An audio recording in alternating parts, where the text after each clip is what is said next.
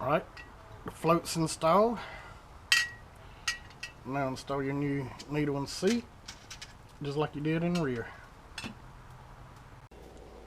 Okay, now we're back. Take your fuel bowl, your metering block, put it all together. Hold your accelerator pump lever, both of them up. Ease it together. When it sets into the pins, you already have your fuel bowl screw handy.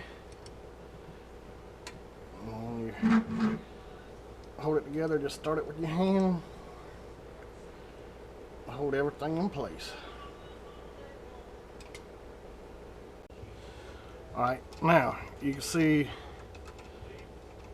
there's a lot of gap in this accelerator pump arm right here.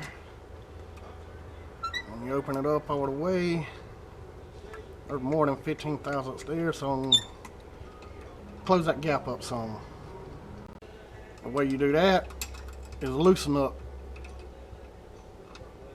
the bolt and then give it a little bit more, take away that clearance.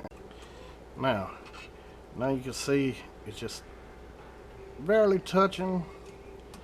When you open it up all the way, got a little bit of gap. So that is it. It's all together except for putting vacuum plugs in. And I'm not going to put the fuel line fittings in because I don't know what fuel line I'm going to put on here, but that's everything back together. It's ready to hook up to the vertical tube and check everything out on the floats and check the squirters out.